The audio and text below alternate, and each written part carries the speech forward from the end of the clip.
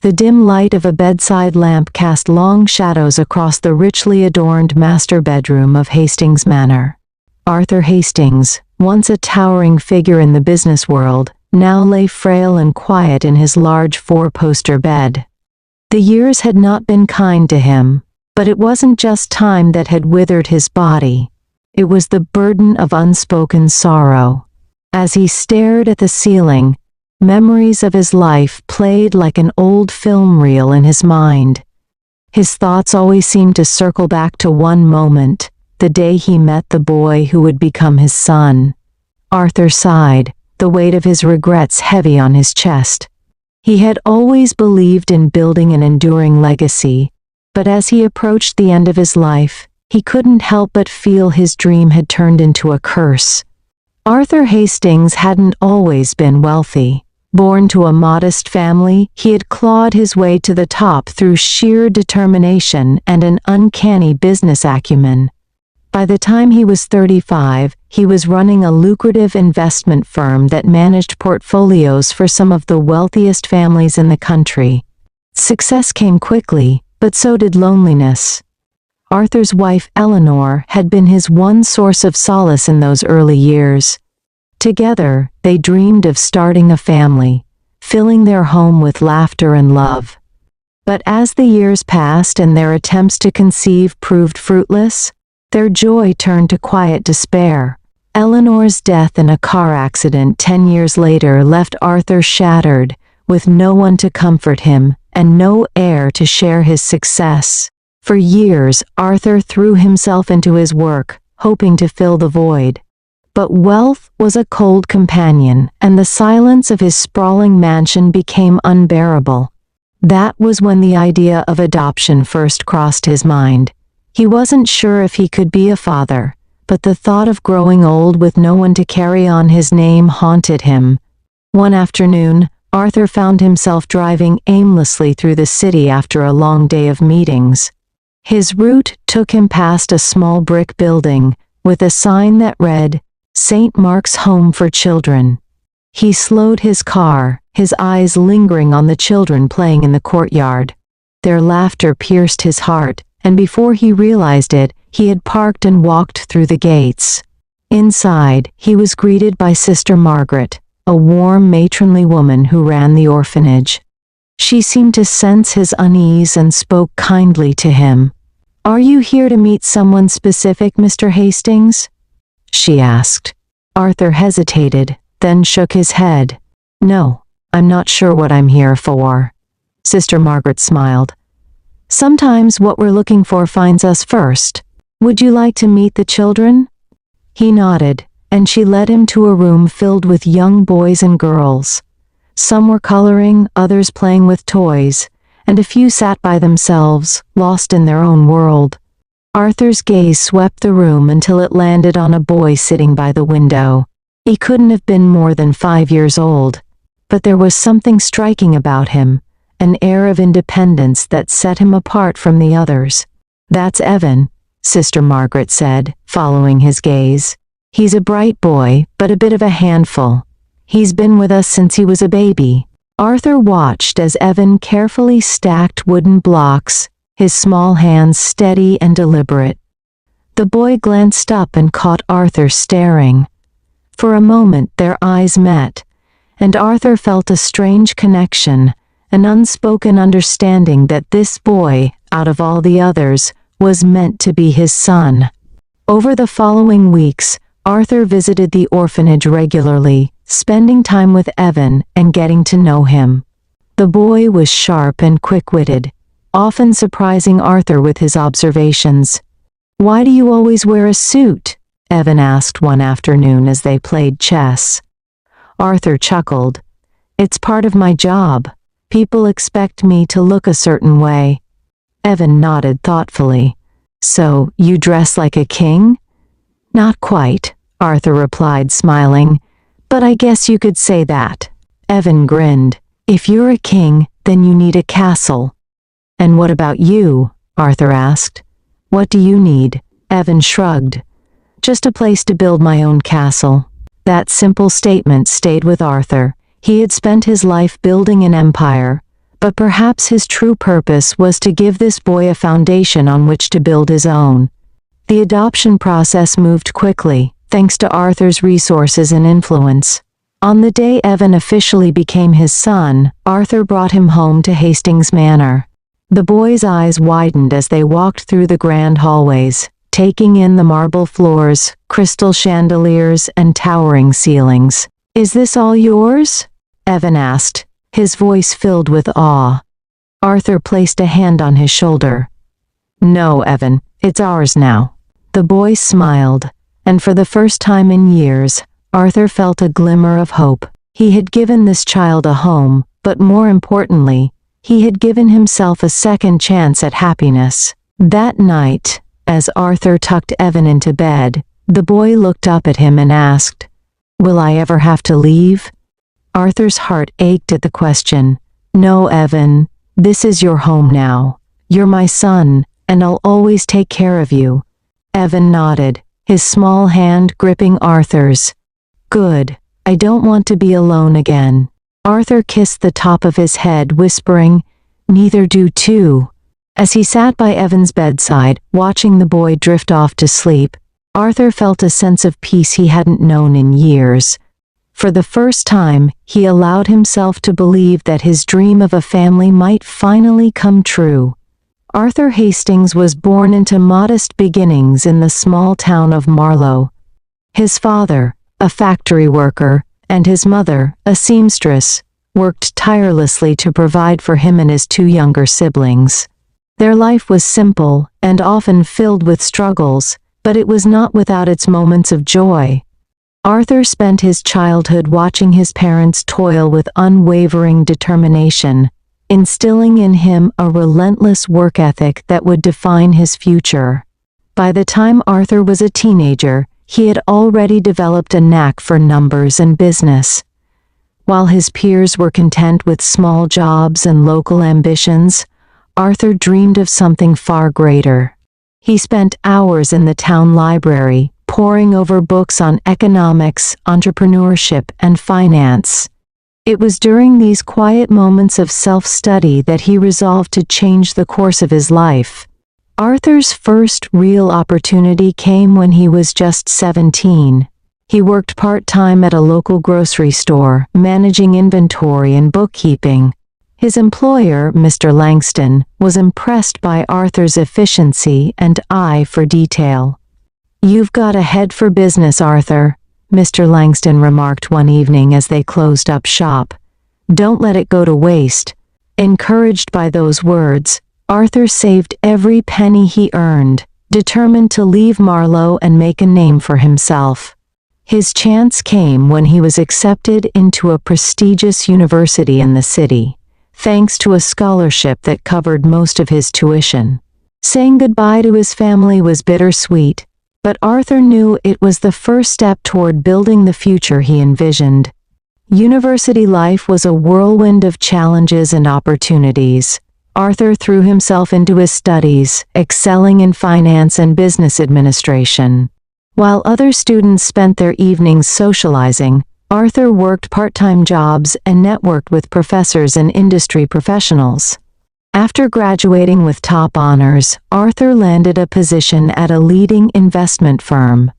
It was a cutthroat environment, but Arthur thrived under pressure. He quickly climbed the ranks, earning a reputation for his sharp instincts and innovative strategies. By the time he was 35, Arthur had established his own investment company, Hastings Capital. Under his leadership, the firm became one of the most successful in the country, managing portfolios for high-profile clients and securing lucrative deals. Yet despite his professional triumphs, Arthur felt a lingering emptiness. He had achieved everything he'd set out to do, but the life he had built felt hollow without someone to share it with. Arthur's life took a turn when he met Eleanor, a vibrant and compassionate woman who worked as an art curator. They met at a charity gala, where Eleanor's warmth and charm immediately captivated Arthur. Unlike the other guests, she wasn't interested in flaunting wealth or status. Instead, she spoke passionately about her work, and her desire to make art accessible to everyone.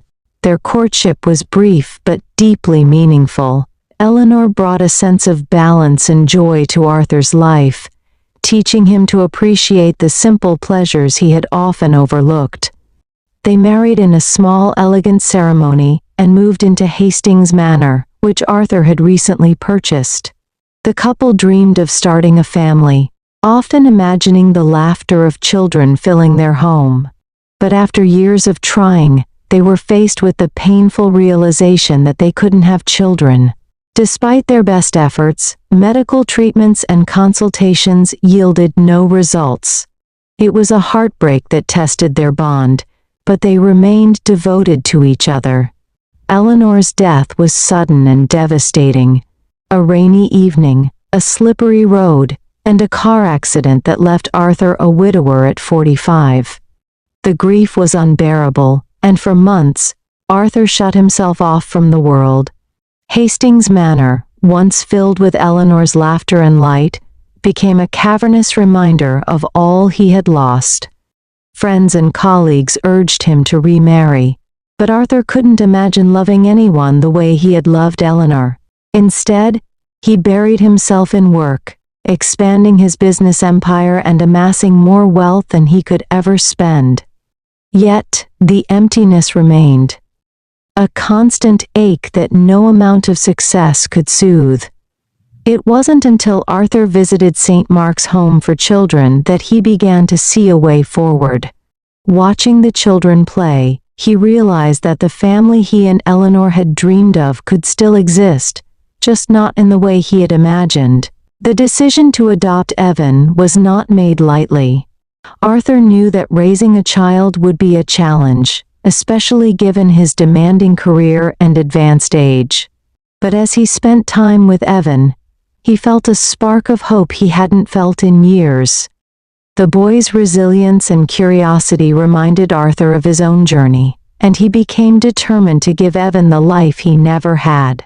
As Arthur reflected on those early days, lying in his bed at Hastings Manor, he couldn't help but smile. Despite the pain and loss he had endured, adopting Evan had been his greatest joy. Yet the memories were bittersweet. The boy he had once held so close now seemed like a stranger, his love replaced by resentment and entitlement. Arthur sighed, his chest tightening with a mix of sadness and resolve. "I gave him everything," he whispered to himself, and yet, it wasn't enough. He turned his gaze to the framed photograph on his bedside table, a picture of him and Evan on the day of the adoption, both smiling brightly. Arthur reached out, his trembling hand brushing the frame. Maybe I failed him. Or maybe he failed Mem. Outside, the first rays of dawn began to break, casting a pale light over the room. Arthur closed his eyes, his thoughts turning to the changes he had made to his will. It was a decision he hoped would bring justice to a life filled with love, loss, and lessons. By the time he was 8, gifts were no longer met with wide-eyed wonder but with expectation. "Is that all?" Evan asked one Christmas morning as he tore through a pile of presents. His tone wasn't unkind, but it was laced with disappointment. Arthur, taken aback, set down his coffee. "What do you mean, is that all? You've got more gifts here than most kids could dream of." Evan shrugged. "I just thought there'd be something bigger." Arthur frowned but said nothing, telling himself that it was a phase, a natural part of growing up. He resolved to teach Evan the value of gratitude, but as the boy grew older, it became increasingly difficult to balance discipline with affection. Arthur often shared stories from his own childhood, hoping to instill a sense of humility in Evan. He spoke of the long hours his parents worked, the sacrifices they made, and the struggles he faced to build his fortune. "Evan," he said one evening as they sat in the library, "do you know why I work so hard?" Evan, now 10, looked up from the chessboard they were playing on. "So we can have nice things?" Arthur smiled faintly. "That's part of it. But the real reason is so that you'll never have to struggle the way I did." I want you to have opportunities I never had. But those opportunities mean nothing if you don't appreciate them." Evan nodded, but Arthur could tell the words didn't fully sink in. Still, he pressed on, hoping that one day his lessons would take root. By the time Evan entered his teenage years, his personality began to change. The once sweet and curious boy became more self-assured, sometimes to the point of arrogance. He excelled in school, earning praise from teachers and peers alike. But his growing confidence often came at the expense of humility. At 15, Evan began testing boundaries. He started skipping family dinners, spending more time with friends, and questioning Arthur's authority. "Why do you always talk about hard work?" Evan asked one evening when Arthur reprimanded him for skipping a study session. "We're rich, Dad. It's not like I'll ever have to struggle." Arthur's heart sank. "Evan, wealth isn't a guarantee. It can disappear faster than you think. What stays is character, the kind of person you are when everything else is gone." Evan rolled his eyes. "Yeah, but that's not going to happen to us." Arthur bit back his frustration, deciding to let the conversation end there. But deep down, he worried. The boy who had once cherished every moment with him now seemed to take everything for granted. As the years passed, the distance between Arthur and Evan grew. Arthur tried to bridge the gap, inviting Evan to join him for business trips and meetings, hoping to spark his interest in the family legacy. But Evan often declined, preferring to spend his time with friends or on his own pursuits. One summer, Arthur suggested they visit St. Mark's orphanage together, thinking it might remind Evan of where he came from. But Evan dismissed the idea with a shrug. "Why would I want to go back there?" he asked, his tone casual but dismissive. Arthur's chest tightened. "Because it's part of who you are, and because it's important to remember where we started." Evan didn't respond, burying himself in his phone. Arthur let the subject drop, but the moment stayed with him. It was becoming clear that the values he had tried so hard to instill were slipping away. Despite his growing frustrations, Arthur held on to hope that Evan would mature. He knew teenage rebellion was normal, and he believed that, in time, Evan would come to appreciate the life he had been given. There were moments, brief but significant, when Arthur saw the boy he had fallen in love with at the orphanage. Once, after a dinner party, Evan stayed behind to help clean up, chatting with the staff and making them laugh with his quick wit. Another time, he spent an afternoon teaching a younger cousin how to play chess, his patience and kindness shining through. "You're a good kid, Evan," Arthur said that evening as they sat by the fireplace. "Don't forget that." Evan looked at him, a flicker of something unspoken passing across his face. "Thanks, Dad," he said quietly. For a moment, Arthur allowed himself to believe that everything would be okay. But as Evan's teenage years gave way to adulthood, the cracks in their relationship deepened. One Friday evening, Arthur returned home earlier than usual from a business trip. As he approached Hastings Manor, he noticed an unusual amount of cars parked along the driveway. Music blared from the house, and the faint smell of alcohol wafted through the air. Inside, the grand living room had been transformed into a makeshift nightclub. Teenagers danced on the marble floors, their laughter and chatter echoing through the hallways. Empty bottles and discarded cups littered the space, and Arthur's prized artwork was dangerously close to being ruined. Arthur scanned the crowd and spotted Evan in the center of it all, laughing as he clinked glasses with his friends. "Evan!" Arthur's voice boomed, silencing the room. Evan turned, his carefree grin fading as he saw his father's furious expression. "Dad, you're back early," he said, his voice tinged with annoyance rather than remorse. "What is going on here?" Arthur demanded. "This isn't a club, it's our home." Evan shrugged. "It's just a party, Dad. No big deal." "No big deal?" Arthur repeated, his voice rising. "Do you have any idea how disrespectful this is? To me, To this house, and to yourself? Evan rolled his eyes. You're overreacting. It's just one night. Arthur's anger boiled over. You're grounded, Evan. Every single one of these people needs to leave right now. Evan clenched his jaw, his friends watching the exchange with awkward silence. Fine, he muttered, gesturing for his friends to leave. As the house emptied, Arthur confronted Evan again. Do you even care about anything I've taught you? About respect, responsibility, or discipline? Evan glared at his father. I care, Dad, but maybe I don't want to live my life by your rules. Maybe I don't want to be you. Those words cut deeper than any insult. Arthur stood silently as Evan stormed upstairs, leaving him alone in the now empty living room. Arthur began to notice that Evan was spending more and more time with a new group of friends, wealthy, reckless, and entitled.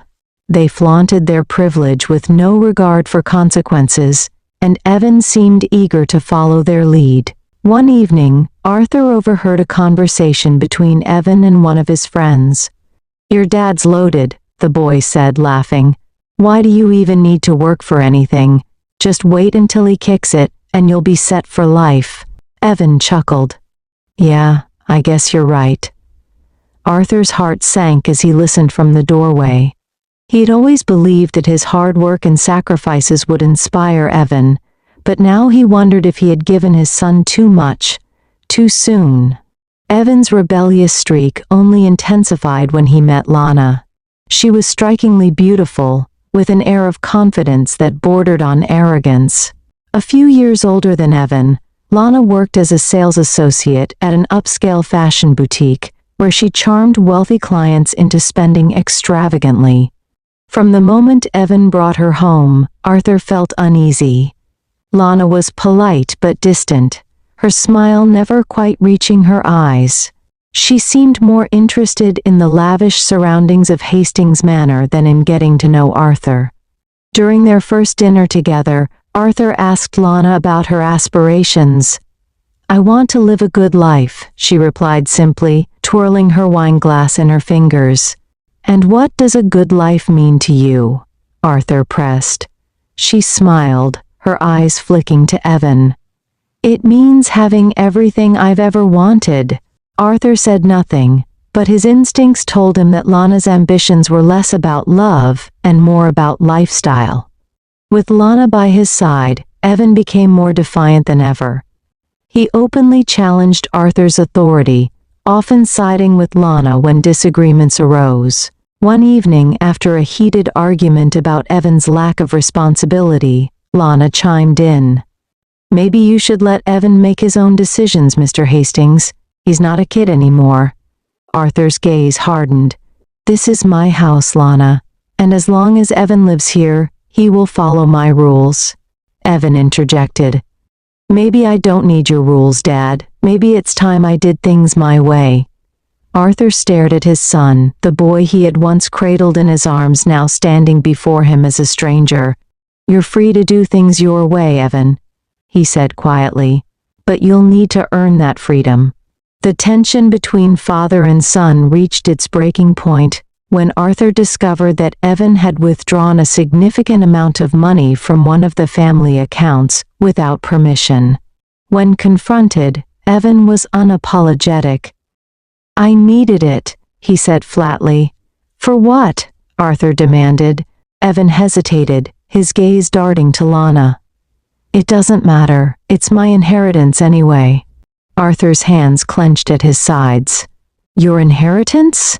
Evan, that money is meant for your future, not for whatever reckless schemes you and Lana are cooking up. Evan smirked. Maybe you should trust me more, or is that too much to ask? Arthur's voice was cold. Trust is earned, Evan. And right now, you're squandering mine. The argument ended with Evan storming out of the room, leaving Arthur to wonder if he had lost his son for good. Lana's presence in Evan's life soon became all-encompassing. What began as a whirlwind romance had evolved into a toxic partnership built on entitlement and greed. She encouraged Evan's worst tendencies, stoking his arrogance and reinforcing his belief that Arthur's wealth was his for the taking. Arthur tried to remain civil, hoping to maintain some semblance of peace in the household. However, Lana's subtle digs and blatant disregard for his authority tested his patience daily. One evening, during a tense family dinner, Lana broached the subject that had been simmering for months. "Evan's been working so hard lately," she began, her tone casual but calculated. "Don't you think it's time he had more say in the family business, Mr. Hastings?" Arthur set his fork down, his expression unreadable. "Evan's still learning. He has potential, but he's not ready to take on that kind of responsibility yet." Lana smiled, though her eyes glinted with irritation. "But isn't that the point? How will he learn if you don't give him the chance?" Evan, emboldened by Lana's support, leaned forward. "She's right, Dad. I've been watching you for years. I know how things work." Arthur's gaze shifted to Evan.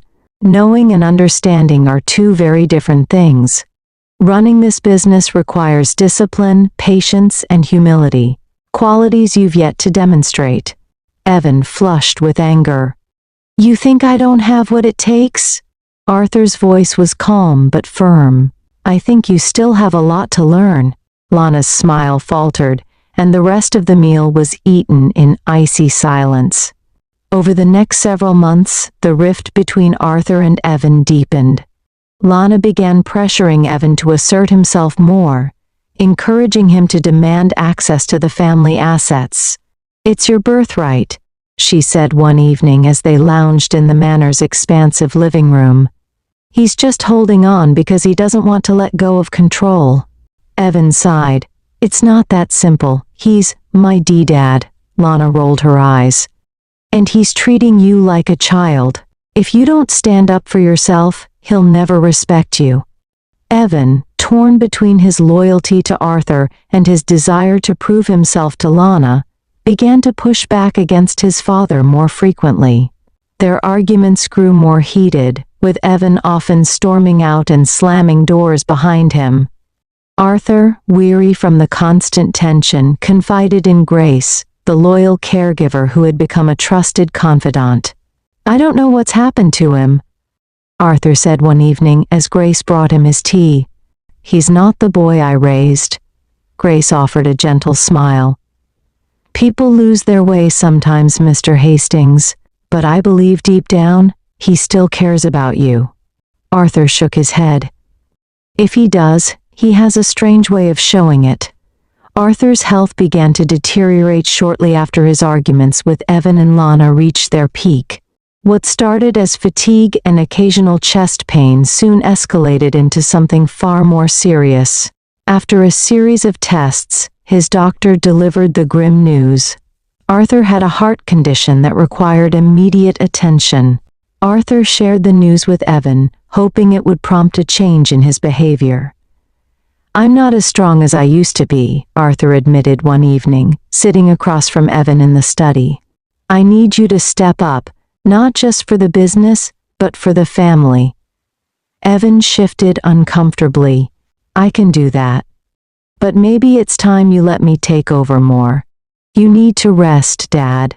Arthur's eyes narrowed. "Taking over isn't what I meant, Evan. I need you to show me you're capable of leading, not just demanding." Evan's frustration boiled over. "You don't trust me, do you? No matter what I do, it's never enough for you." Arthur sighed, feeling the familiar weight of disappointment. "Evan, trust isn't given, it's earned. And lately, you've been more interested in taking shortcuts than building something meaningful." The conversation ended in another stalemate, with Evan retreating to Lana for comfort. As Arthur's health worsened, Lana's disdain for him became more apparent. She began openly criticizing his decisions, often in front of the household staff. "He's clinging to the past," she told Evan one afternoon. "He doesn't see that the future is standing right in front of him, you." Evan hesitated. "He's still my dad, Lana. I can't just—" "You can't just what?" she interrupted, her tone sharp. Let him treat you like a child forever? He's the one who's being selfish, Evan. He doesn't want to let go, even though it's obvious he can't handle things anymore. Lana's words planted a seed of resentment in Evan that grew with each passing day. While Evan and Lana distanced themselves from Arthur, Grace stepped in to fill the void. She spent hours by his side, managing his medications, preparing his meals, and listening to his stories. "You remind me of Eleanor," Arthur said one evening as Grace adjusted his blankets. "She had the same gentle way about her." Grace smiled. "I'm honored you think so, Mr. Hastings." Arthur's expression softened. "If only Evan could see what really matters. I tried so hard to give him everything, but somewhere along the way, I think I failed him." "You didn't fail him," Grace said firmly. "You gave him the tools. What he does with them is up to him." Arthur nodded, though his heart remained heavy. "Perhaps, but it's time I ensured my legacy isn't wasted." Late one night, as the rain battered the windows of Hastings Manor, Arthur sat at his desk, poring over legal documents. He had called his lawyer earlier that week to make changes to his will. Evan and Lana's behavior had made it clear that they were not ready to inherit his fortune. Arthur decided to divide his estate in a way that reflected his values. A modest portion would go to Evan, enough to provide for him without enabling his recklessness. The majority of the estate would be left to Grace, whose unwavering loyalty had restored Arthur's faith in humanity, and to St. Mark's Orphanage, the place that had given him the son he once adored. As he signed the final page, Arthur felt a sense of peace. "Maybe this is the lesson he needs," he murmured to himself. "And if it's too late for Evan to change, at least my wealth will do some good." With that, Arthur closed the file and returned to his bed, unaware that the end was closer than he thought. Arthur's health declined rapidly in the weeks following his decision to rewrite his will. The once imposing figure of Hastings Manor now spent most of his days confined to his bedroom, a shadow of the man he used to be. The air in the grand estate felt heavy, as though the house itself mourned the impending loss of its patriarch. Grace remained by his side, tending to his every need with unwavering dedication. Despite his frailty, Arthur's mind was sharp, and he often spoke of his hopes for the future. "Do you think Evan will understand one day?" Arthur asked Grace one evening, as she placed a tray of tea and medication by his bedside. Grace hesitated before answering. "I think he will, Mr. Hastings. It may take time, but I believe he'll come to see what you've tried to teach him." Arthur nodded, though doubt lingered in his eyes. "I wanted him to have everything I didn't. I wanted him to succeed, to be kind, to carry on what I've built. But somewhere along the way, I think I lost him." Grace sat by his bedside, her voice soft yet firm. "You didn't lose him, sir. Evan made his own choices. You did everything a father could do." Arthur smiled faintly. "Thank you, Grace. Your words mean more than you know." While Grace's compassion brought Arthur comfort, Evan and Lana's behavior grew increasingly indifferent. They rarely visited his room, often citing excuses about being busy or not wanting to disturb him. Arthur knew the truth. They saw him as a burden. One afternoon, as Arthur rested, he overheard a conversation between Evan and Lana in the hallway. "Why does he need so much care?" Lana complained. "It's not like he's getting better. We're spending a fortune on nurses and doctors for someone who doesn't even appreciate us." Evan sighed. "I know, but what do you want me to do? He's my dad." "Is he?" Lana shot back, her tone icy. "Or is he just someone standing between you and the life you deserve?" Arthur closed his eyes, the sting of their words cutting deeper than any illness ever could. One quiet evening, as the rain pattered against the windows, Arthur's breathing grew shallow. Grace sat beside him, holding his hand as he drifted in and out of consciousness. "You've done so much for me, Grace," Arthur murmured, his voice barely audible. "More than I ever expected." "It's been an honor, Mr. Hastings," Grace replied, her voice steady despite the tears welling in her eyes. Arthur's lips curved into a faint smile. "Tell Evan. Tell him I loved him, even when he didn't deserve it." Grace nodded, squeezing his hand gently. "I will." With a final exhale, Arthur Hastings passed away, leaving behind a legacy of love, loss, and lessons. The mood at Hastings Manor was somber in the days following Arthur's death. Evan and Lana moved through the house with an air of impatience, eager to learn what the will would reveal. Grace, meanwhile, carried herself with quiet dignity, mourning the loss of the man she had come to respect deeply. A week after Arthur's funeral, his lawyer, Mr. Clark, arrived to read the will. The room was filled with tension as Evan, Lana, Grace, and a representative from St. Mark's Orphanage gathered in the study. "Thank you all for being here," Mr. Clark began, unfolding the document with care. Mr. Hastings was a meticulous man, and his final wishes reflect his values and his vision for the future.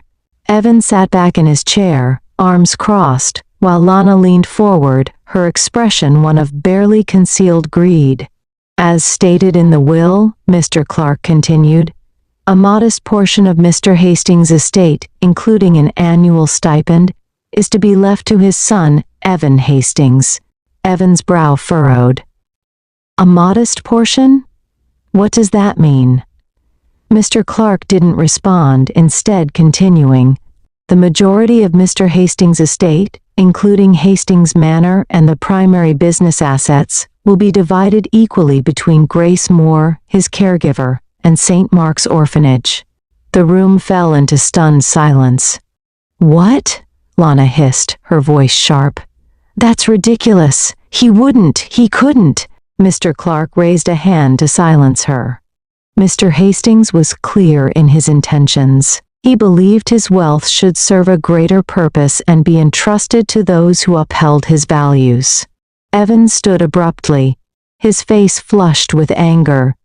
"This has to be a mistake. I'm his son. I was supposed to inherit everything." Mr. Clark remained calm. "I assure you, Mr. Hastings was of sound mind when he drafted this will. He wished for his wealth to reflect the principles he lived by." Lana turned on Grace, her eyes blazing.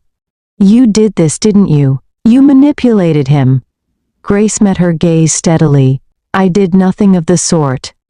Mr. Hastings made his own decisions." Evan's voice trembled with frustration. "This isn't fair." Mr. Clark closed the document. "Fair or not, these were his wishes." Evan stormed out of the study, Lana close behind. In the privacy of their room, their anger boiled over.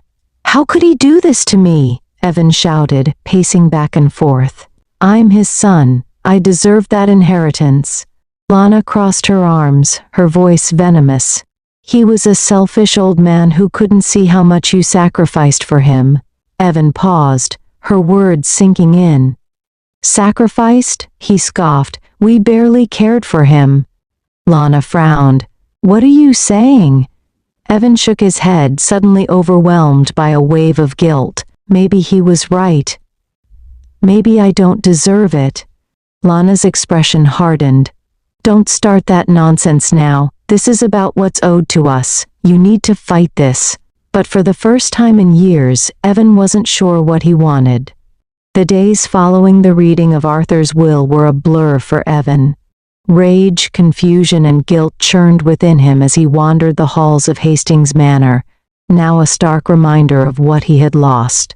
Lana's constant prodding and plotting only deepened his frustration. "You can't just let this go," she snapped one morning as they sat in the dining room. "We need to contest the will. There has to be a way to prove he wasn't in his right mind." Evan stared blankly at his untouched plate. He was in his right mind, Lana. He knew exactly what he was doing. Lana's eyes narrowed.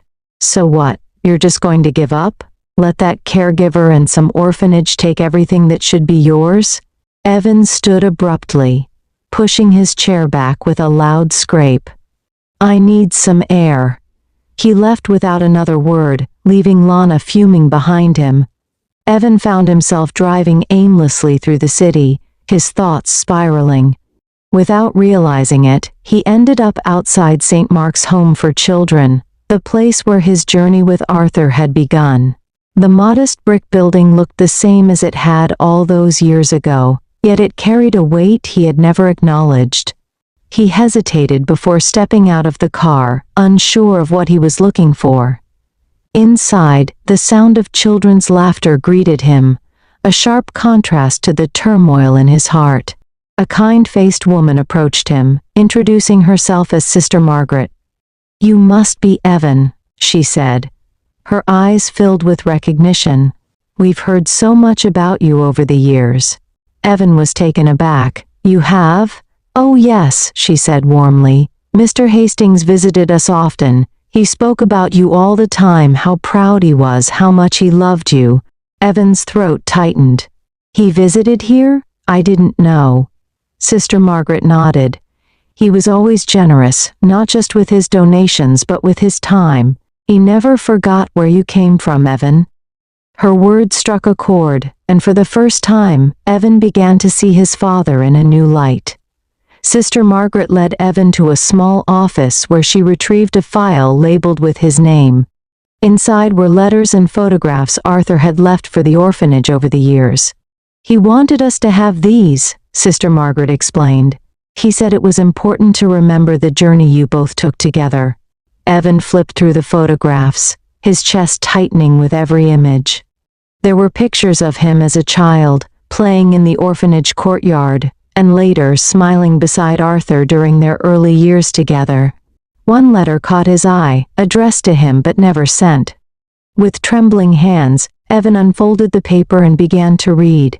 "When I first saw you at St. Mark's, I knew my life would never be the same. You were so full of curiosity, so determined to build your castle. I thought I could help you build that dream, that I could give you the foundation you needed to thrive. I know I've made mistakes, and I know I wasn't always the father you needed me to be. But everything I did out of love for you. I wanted to give you the world, Evan, but I see now that perhaps I gave you too much and not enough at the same time. If you're reading this, it means I'm gone. I hope you'll remember the good times we shared and understand that my decisions were made not out of spite, but out of love. I wanted my legacy to be something meaningful, something that would inspire you to become the man I know you're capable of being. You've always been my son, Evan, and I've always loved you, even when it was hard to show. With all my heart, Dad." By the time Evan finished the letter, tears streamed down his face. He clutched the paper tightly, overwhelmed by the depth of his father's love and the weight of his own failures. When Evan returned home that evening, Lana was waiting for him, her arms crossed. "Where have you been?" she demanded. "I've been calling you all day." "I went to the orphanage," Evan replied, his voice quieter than usual. Lana rolled her eyes. "Why? What's the point of dwelling on the past?" Evan stared at her, a sudden clarity washing over him. "Because the past is the only place I can find answers." Lana scoffed.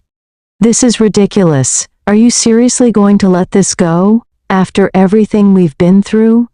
Evan shook his head. "After everything he went through, Lana, I don't think I can fight this anymore." Lana's expression hardened. "You're giving up?" "No," Evan said firmly. "I'm trying to make things right." For the first time, Evan saw Lana for who she truly was, a woman who had fueled his worst instincts and cared more about wealth than love.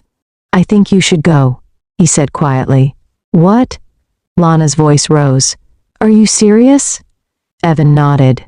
"I need to figure out who I am without you. Without all of this." Lana stormed out of the room, slamming the door behind her. For the first time in years, Evan felt a sense of relief. The following weeks were a period of reflection and transformation for Evan. He began volunteering at St. Mark's, spending time with the children and learning about the work his father had supported. He sold his sports car, donated the proceeds to the orphanage, and started attending business workshops to better understand the legacy Arthur had left behind. Though the pain of his father's death lingered, Evan found solace in honoring his memory. He spent hours in the orphanage garden, watching the children play and imagining the life Arthur had envisioned for him. Evan Hastings stood in the courtyard of St. Mark's Orphanage, watching the children run and play with carefree joy. Their laughter reminded him of the stories his father had told him about his own childhood, how Arthur had struggled but found joy in simple moments. It was a stark contrast to Evan's life, where everything had been handed to him, yet he had never truly appreciated it. He crouched down to help a little boy rebuild a toppled stack of blocks. "What are you building?" Evan asked gently. "A castle," the boy replied, his tiny hands working diligently. "It needs to be strong." Evan froze at the words, his mind flashing back to his first meeting with Arthur. "The king needs a castle that's strong," his younger self had said all those years ago. Now, standing in the very place where his father had found him, Evan finally understood what Arthur had been trying to teach him all along. Evan threw himself into volunteer work at the orphanage, determined to honor his father's legacy. At first, the staff and children regarded him with curiosity, unsure of what to make of the man who had inherited his father's name but not his values. But over time, Evan's sincerity shone through. He organized fundraisers, using his connections in the business world to secure donations for the orphanage. He also began mentoring some of the older children, sharing his own story of entitlement and regret in the hope of inspiring them to value hard work and humility. Sister Margaret watched his transformation with quiet pride. One afternoon, as they stood in the garden, she placed a hand on his shoulder. "Your father would be proud of you, Evan," she said softly. Evan nodded, his throat tight. "I hope so. I owe him everything and I didn't see it until it was too late." "It's never too late," she replied. "Your actions now speak louder than your mistakes in the past." Evan also reached out to Grace, who had inherited a significant portion of Arthur's estate. Initially hesitant, Grace eventually agreed to meet with him over coffee. Their conversation was awkward at first, but as they reminisced about Arthur, the tension between them eased. "He loved you deeply, Evan," Grace said, her voice kind but firm. "Even when you hurt him, he never stopped believing in you." Evan looked down at his hands, ashamed. "I didn't deserve his love, or yours. I let him down in every way." Grace shook her head. "You're trying to make things right now. That's what matters." Before parting ways, Evan asked Grace to join him in his efforts to support the orphanage. She agreed, and together, they began working on a project to expand the facilities and create more opportunities for the children. Evan also turned his attention to the family business, which had been left in the care of Arthur's trusted associates. For the first time, Evan approached the company with humility, eager to learn rather than to take control. He spent hours studying financial reports, attending meetings, and seeking advice from the experienced executives who had worked alongside his father. In time, Evan earned their respect, not because of his name, but because of his dedication and willingness to grow. Under his leadership, the company began to thrive once more, with a renewed focus on philanthropy and ethical practices. The letter. One evening, as Evan sorted through some of his father's belongings, he discovered a second letter addressed to him. His hands trembled as he unfolded the paper and began to read. "My dearest Evan, if you're reading this, it means you've found your way back to the place where we first met. I always knew you would. You've made mistakes just as I did, but I never doubted your capacity for growth and change. Life is about building, not just castles, but bridges, relationships, and legacies. I hope you'll use the tools I've given you to create something meaningful, something that will make the world a better place. I'm proud of you, Evan. I always have been. With love, Dad." Evan pressed the letter to his chest, tears streaming down his face. For the first time in years, he felt at peace. Months turned into years, and Evan continued to honor Arthur's memory through his work at the orphanage and the company. The expansion project at St. Mark's was completed, providing housing, education, and career training for dozens of children. Evan also established a scholarship fund in Arthur's name, ensuring that generations of young people would have the opportunities he had once taken for granted. Though the pain of losing his father never fully faded, Evan found purpose in carrying on his legacy. He often visited the orphanage, spending time with the children and sharing stories about the man who had given him everything. On a crisp autumn afternoon, Evan stood in the garden of Hastings Manor watching the leaves fall. The estate, once a symbol of wealth and power, now felt like a sanctuary, a place of quiet reflection and renewed purpose. Grace joined him, carrying a tray of tea. "You've come a long way, Evan," she said, handing him a cup. Evan smiled. "I had a good teacher." Together they walked toward the fountain where a new plaque had been installed in Arthur's honor. It read, "In loving memory of Arthur Hastings, a man who built more than castles, a legacy of love, generosity, and integrity." Evan placed a hand on the plaque, his heart full of gratitude. "Thank you, Dad," he whispered, "for everything." As the sun set over the estate, Evan felt a sense of fulfillment he had never known before. He was no longer the arrogant boy who had taken his father's love for granted. He was a man dedicated to building something far greater than himself, a legacy of kindness and hope, just as Arthur had always envisioned. This is the story of how one man's love and wisdom shaped a legacy that outlived him. Arthur Hastings dedicated his life to building not just wealth, but a foundation of values of kindness, generosity, and humility. Though his son Evan lost his way, Arthur's unwavering belief in his potential became the catalyst for Evan's transformation. It wasn't money that saved Evan, it was love. And through redemption, Evan found a new purpose: to honor his father's legacy by giving back to those in need and becoming the man his father always believed he could be. This story reminds us that it's never too late to change, to reflect, and to grow. It challenges us to think about what legacy we want to leave behind, not just in terms of material wealth, but in the lives we touch and the values we pass on. So, what legacy will you leave behind? Thank you for watching. If this story resonated with you, don't forget to like, share, and subscribe for more inspiring content.